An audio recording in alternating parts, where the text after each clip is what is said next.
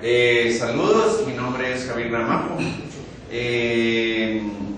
Yo estuve muchos años dedicado al tema de la docencia en la Universidad de San Carlos, en Del Valle, pero también en otras universidades, en Brasil, en Eslovenia, en España.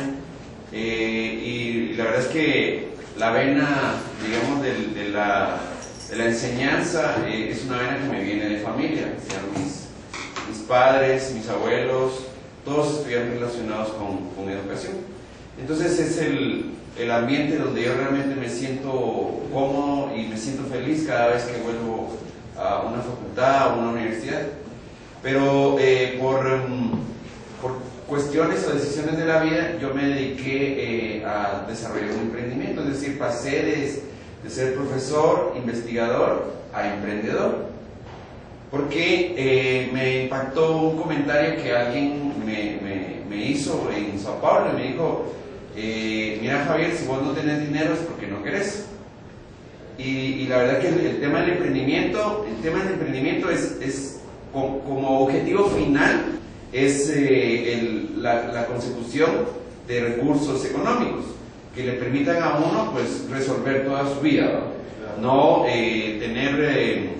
No volverse millonario de la noche a la mañana, porque eso solo sucede en otros escenarios y en otro tipo de iniciativas, ¿verdad? Pero el tema del emprendimiento, más que como objetivo final es un recurso humano, el recurso económico, es una escuela de vida, es un estilo de vida que una persona decidió seguir. Entonces, en ese proceso de seguir la iniciativa, sus propias iniciativas, pues se va a enfrentar con muchísimas dificultades, que va a hacer que se dedique con más energía a su emprendimiento, o que simple y sencillamente lo deje, lo abandone y se dedique a trabajar. Entonces, no tenemos que olvidar que el objetivo final es el aprendizaje que voy a recibir. Es como cuando recibimos el regalo de la vida. El regalo de la vida es precisamente el aprendizaje que nosotros venimos a recibir y que nos va a permitir a todos compartir. Pero sobre todo, tienen que acordarse de una cosa, y es que el centro y el objetivo de la sociedad de la información, sociedad del conocimiento, todo se centra en el ser humano. O sea, todas las iniciativas y todo el esfuerzo no es, o sea, de nada nos sirve tener la mejor tecnología, los mejores centros de información, si los seres humanos no nos apropiamos de esa tecnología y la utilizamos para algo tan simple como crear y construir nuestros propios sueños. Entonces de eso se trata, que nosotros construyamos nuestros propios sueños. Fíjense que no dije que yo construya mi propio sueño, yo dije que nosotros construyamos nuestros propios sueños. Entonces el tema del emprendimiento está en compartir, está en organizarse, como decía el doctor. La autoorganización, el que las sociedades se puedan organizar, el que grupos se puedan autoorganizar, ¿ya? Entonces, esta es el logo de la empresa que yo formé. No les vengo a hablar del producto, pero básicamente es un producto que le permite a uno descubrir qué es lo que está sucediendo a su alrededor utilizando un smartphone. Ya, detrás de todo eso hay toda una tecnología que nos permite a nosotros pues ir descubriendo cosas, pero principalmente el objetivo es que las personas compartan. Si yo sé que hay un evento de emprendimiento aquí, lo comparto. Si yo sé que en otro lugar cercano también hay otro emprendimiento de otro tipo, pues también lo comparto. Entonces es una herramienta para compartir mensajes, avisos, digamos. Entonces, a la conferencia de hoy, Guillermo de León la bautizó como estrategia de productividad a través de las oficinas de vinculación academia, industria, Estado.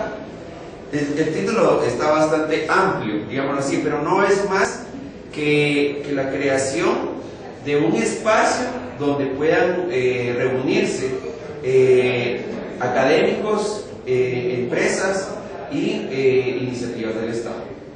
¿ya? Y vamos a ir desarrollando el tema en el transcurso de la presentación. Entonces, un elemento pero trascendental en esas oficinas de vinculación academia y nuestro Estado es el tema de los emprendedores. Los emprendedores, como empresas o los mismos estudiantes, se van a convertir en ese fortaleza económica que va a hacer que un país despegue, que un país salga que encuentre un mejor nivel de desarrollo. ¿Ya? No se trata de duplicar lo que sucede en otros países, porque cada sociedad tiene su nivel de desarrollo, tiene su nivel de avance de acuerdo a su velocidad. Entonces, en el proceso de desarrollo tendrá que pasar un tiempo, y Steve Blank, un académico de la Universidad de Berkeley, enfoca todo su esfuerzo en el tema de emprendimiento, facilitado pues por los gobiernos, por las universidades y por las propias empresas o los emprendedores. ¿Ya? Entonces, para que podamos alcanzar un desarrollo realmente amplio y que permee a todas las capas de la sociedad, nosotros debemos entender que el emprendimiento es el enfoque que le va a permitir a muchos encontrar una oportunidad y desarrollar sus propios sueños. Entonces, aquí es muy importante el hecho de que las nuevas generaciones enfoquen su esfuerzo, no en tener un título como tal, sino en convertirse en emprendedores. Y es muy importante que a los niños se les empiece a enseñar la cultura del emprendimiento. De si quieren vender paletas para Navidad, que lo hagan. Si quieren hacer cualquier iniciativa que les permita entender cómo es el proceso de intercambio de productos y servicios por un pago. ¿Ya? Yo particularmente pienso que no se puede considerar a una persona exitosa con todas las facilidades que tenemos, y sobre todo la gente joven. Me voy a enfocar en la gente joven. La gente joven no puede considerarse exitosa por salir al mercado e ir a buscar un trabajo. Eso no es el éxito. El éxito está en convertirse en un individuo que fue capaz de transformar sus sueños y sus ideales en su propia empresa, y dedicó todo su esfuerzo para crear su propia empresa. Y no solo fue capaz de crear su propia empresa, sino que invitó a más individuos a acompañarle en ese proceso. Entonces, no se debe enfocar, en las nuevas generaciones, el esfuerzo, sobre todo de las universidades, en crear trabajadores. Hay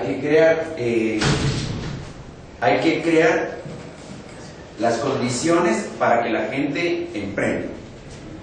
Entonces, ahí está el presidente de Ruanda, que del puesto 130 y algo pasaron al puesto 67 en temas de facilidad de creación de empresas, de facilidad de desarrollo de negocios. Y Ruanda, que es un país que está en África, ha conseguido pasar en unos pocos años de los puestos 100 y algo al 60 y algo, porque todo el esfuerzo del gobierno estuvo en desarrollar iniciativas relacionadas con el emprendimiento y la facilitación de negocios. ¿Ya? En América Latina, el país que menos trámites tiene para crear una empresa es Perú. Son alrededor de entre 4 y 6 pasos los que usted tiene que hacer para crear una empresa. ¿Ya? Luego hay otros países en América Latina que tienen más facilidades, no en tanto a los trámites, pero sí en acceso a iniciativas que facilitan el emprendimiento, como es Brasil en el primer lugar, Chile en el segundo lugar, luego está México y Argentina, digamos que están más o menos en el mismo lugar, aunque empieza a aumentar sus posibilidades México. México es un país que está enfocando todo su esfuerzo en el tema del emprendimiento. Entonces, voy a hablar un poco del tema de la revolución, porque la gente que nos está viendo, la revolución es un elemento inherente a la juventud, a las nuevas generaciones. Y con revolución no quiero enfocarlo a un tema de violencia. La revolución es un proceso de cambio, es un proceso que transforma las sociedades. Entonces han habido distintas revoluciones en la humanidad, en todas las sociedades, y entonces está la revolución agrícola, la revolución industrial y la revolución de la información, digámoslo así. Y la revolución agrícola tomó miles de años, o sea, fueron miles de años para que los seres humanos finalmente pasaran de unos seres nómadas a unos seres que se asentaron y que se enfocaron en la agricultura. Eso le permitió establecerse en un solo lugar y a partir de ahí construir comunidades, construir sociedades, construir ciudades. Entonces la pregunta aquí está, ¿por qué los seres humanos vivimos en ciudades? ¿Y por qué nos esforzamos tanto y ponemos tantos recursos en vivir en sociedades? Y entre más grandes son, más complejas son. Porque los seres humanos necesitamos intercambiar conocimiento y la forma más sencilla de hacerlo es vivir de manera cercana, ¿ya? Entonces por eso mismo es que se construyen las sociedades, producto de la revolución agrícola que hace a los nómadas seres establecidos en lugares localizados. Luego viene la revolución industrial y lo que sucede es que convierte a las pequeñas ciudades o pequeños poblados en centros masivos de personas. Entonces todas las personas que vivían en los poblados lejanos se empiezan a trasladar a la ciudad. Y la revolución industrial no solamente genera ese proceso de producción masivo, sino que también genera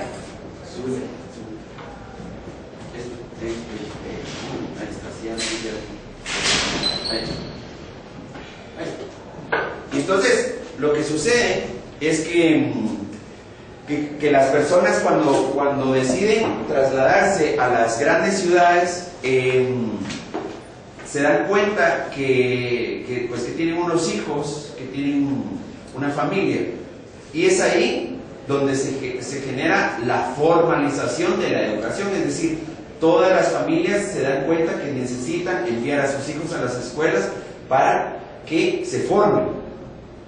Pero esa formación es una formación que está encaminada a producir personas que se van a encargar de la producción, ¿ya? Entonces, la estructura de la educación, tal cual la conocemos hoy, es una estructura muy formal que en muchos de los casos no permite desarrollar la creatividad y está muy orientada a que todos tenemos que pensar de la misma forma, actuar de la misma forma y vestirnos de la misma forma, porque somos producto, esa educación es producto de la industrialización. Mientras que si nosotros tuviéramos una educación un poco más abierta, cada individuo, si mi valor agregado para la sociedad es el que yo sea músico, o el que yo sea un artista, o el que yo sea un creativo, esa creatividad yo la podría orientar y vivir de esa creatividad, ¿ya? Pero ¿qué es lo que sucede? Que nuestra sociedad le dice a los hijos y a los niños, les dice, no te metas a artista porque de eso no vas a comer, ¿verdad?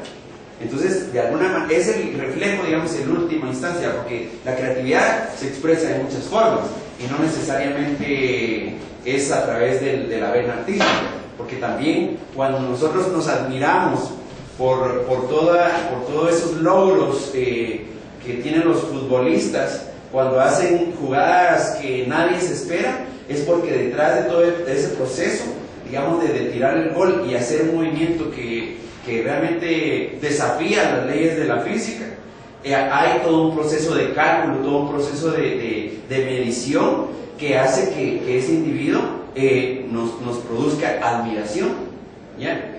Entonces pasamos a la sociedad, a la revolución de la información, y ahí es cuando la información empieza a fluir. ¿Ya? No se destruye como se destruía un cassette, o como se destruía un disco de vinilo, o como se destruye un libro. La información sigue fluyendo y se sigue replicando. Y entonces hay un crecimiento y un acceso a información que básicamente los niños ya no necesitan tener. Antes era como relativamente obligatorio el que en una casa hubiese una enciclopedia o un diccionario. ¿Ya? Actualmente es una computadora con acceso a internet, y a partir de ahí nosotros tenemos acceso a cualquier cosa que nosotros necesitemos, en cualquier momento y a cualquier hora y en cualquier lugar donde nos encontremos, accesarlo. Entonces, las revoluciones agregan valor y le dan propósito a la gente que toma decisiones.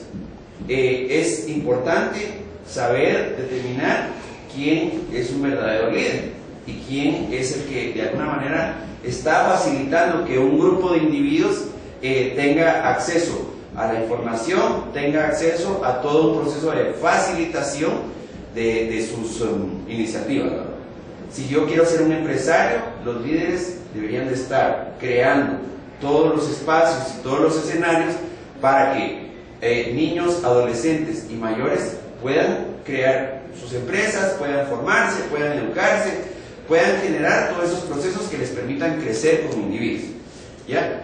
Entonces, gráficamente, esta gráfica es muy bonita porque gráficamente nos muestra 4 elementos trascendentales de todas las grandes revoluciones. Y fíjense que ahí dice R, evolución. ¿Ya? Porque es un término que se está manejando muchísimo actualmente. Yo lo adapté, digamos, a esta presentación, a este slide, porque estamos en un proceso de evolución.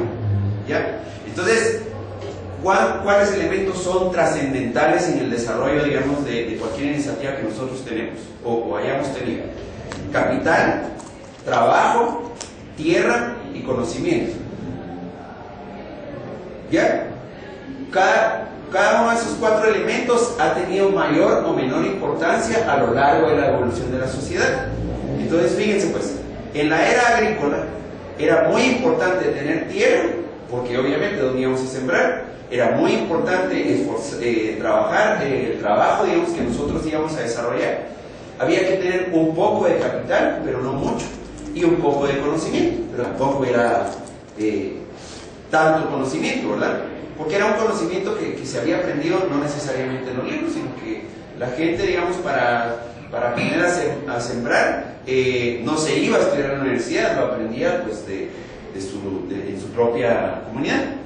Luego está la era industrial. Entonces la era industrial, fíjense ustedes que ahí sí es muy importante el tema del capital, es muy, muy importante. Las familias que tenían acceso a capitales podían crear industrias. ¿Ya? Y entonces de ahí es donde viene, quizás solamente en América Latina el término es de buena familia, ¿verdad? Porque tenían recursos, los recursos que les permitían crear empresas y crear pues una serie de iniciativas que les iban a permitir tener y acumular más recursos. Entonces fíjense que ahí el elemento más importante es el capital. Pues, si miramos la pirámide, digamos, el triángulo, es más importante. Se reduce el trabajo, es menos el trabajo porque en la era industrial pues entra en un proceso de máquina, de producción a través de las máquinas. Se reduce muchísimo la utilización de la tierra. ¿Ya? La tierra se reduce, el uso de la tierra, pero se aumenta el conocimiento. Necesito más conocimiento, y por eso es que en la era industrial se produce el proceso de educación formal que yo les mencioné al inicio, ¿verdad? ¿Ya? Va. Entonces, avanzamos en el tiempo, y entonces llegamos a la era del conocimiento o era de la información. Y aquí, el elemento trascendental es el conocimiento. Aquí, realmente, lo que más tenemos que tener es conocimiento. Fíjense que se se reduce el capital, es menos importante el capital y menos necesario para crear una empresa.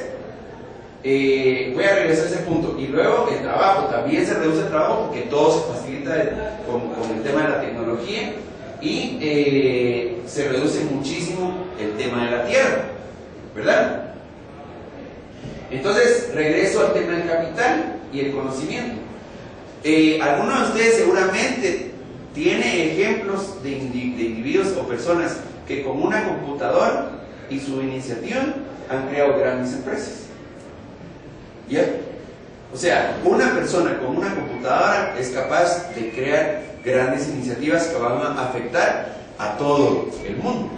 Y por eso es que es muy importante el tema, digamos, de que las nuevas generaciones tengan acceso a tecnología y puedan manejar la tecnología. ¿Ya? Es muy importante que nuestras nuevas generaciones se apropien de la tecnología, no como fin, digamos, no es como, ya aprendí a manejar computadora y ya está, no, ya aprendí a manejar como una computadora, ya aprendí a formarme, como lo decían en la exposición anterior. O sea, si yo me apunto a cursos a través de internet, me estoy formando y no necesito ir a ese lugar para formarme. Entonces, es muy importante reducir el proceso de la brecha digital, que las nuevas generaciones, todos tengan acceso a tecnología y la puedan manejar. Entonces, avanzamos. Entonces, aquí es donde hay una cuestión relacionada con el tema de educación, pero también con el proceso de reevolución. ¿Ya? Entonces, Fernando Savater, que es un académico español, dice que para que nosotros podamos tener una verdadera revolución sin lastimarnos, ¿verdad? Pasa a través de la educación. Entonces, a partir de esa educación vamos a hacer una transmisión de nuestros valores y de nuestras características culturales. Es la educación el gran elemento revolucionario que nos va a hacer llegar a los estadios o a los escenarios donde como sociedad querramos llegar. Ya, entonces aquí hay un montón de cosas y digamos que existen procesos o aspectos de la economía que se han enfocado de manera discrecional. Entonces, muchas veces el Estado se ha dedicado a potenciar grandes empresas, grandes desarrollos económicos, ¿verdad? Y muchas veces se ha olvidado de crear las condiciones o los escenarios para que no sean grandes empresas, sino sean pequeñas empresas de un individuo o de dos individuos que de alguna manera van a facilitar que cada uno de esos individuos tenga acceso a los recursos necesarios para poder vivir. Entonces, no es el enfoque, en años anteriores o en décadas anteriores se ha enfocado a la creación de grandes industrias, pero debería de enfocarse a la creación de las condiciones y los espacios necesarios para que, si se va a crear una empresa de un individuo, se cree, porque eso es lo que facilita que el desarrollo sea más igualitario y que todos tengan acceso a oportunidades. ¿Ya? Entonces, por ejemplo, en Europa, lejos de estar potenciando, por ejemplo, cadenas de hipermercados o de grandes superficies o grandes supermercados, lo que están haciendo es potenciando pequeños negocios, panadería, sastrería, todas esas habilidades que de alguna manera, yo no sé si alguno de ustedes tiene presente dónde está la sastrería o alguna sastrería en su localidad o por donde ustedes pasan regularmente. ¿Verdad que ya no hay? ¿Ya? Entonces, de alguna manera, el que nosotros podamos resolver los problemas de los siglos que nos han digamos, en los que hemos evolucionado, está por generar oportunidades de micro y mediana empresa. Entonces, avanzando en ese proceso de esa visión, hay tres visiones, y digamos que eso es algo que yo me inspiré un día. Estaba inspirado y entonces dije yo, la visión 1.0 era de a todos aquellos individuos que pensaban que dividiendo iba a vencer, que separando iba a conseguir, digamos, un éxito. ¿Ya?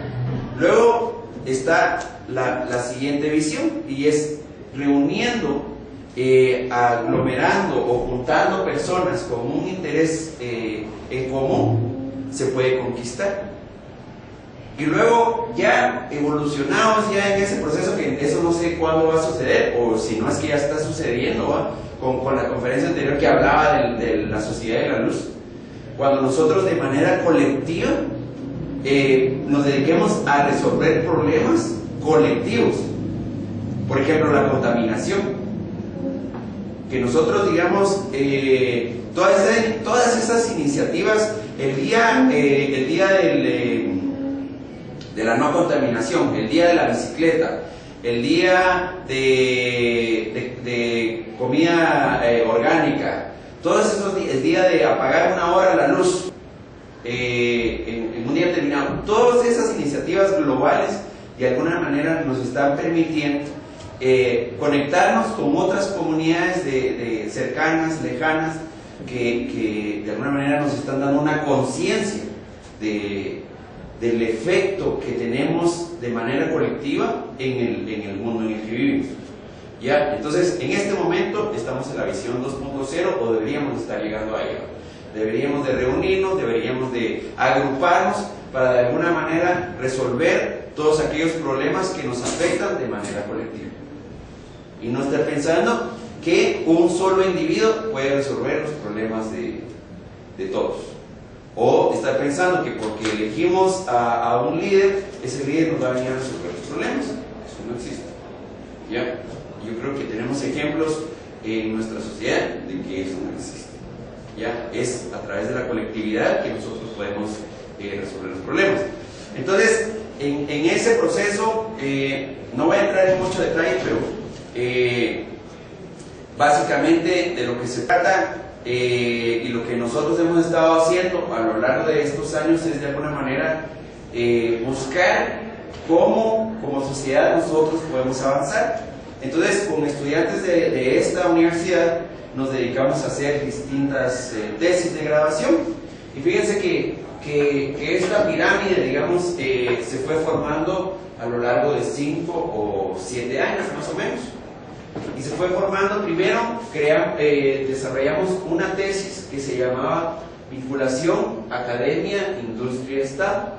Y básicamente lo que buscábamos ahí era crear la iniciativa o crear un plan estratégico para que se creen oficinas de vinculación donde la academia, la industria y el Estado converjan, platiquen y resuelvan.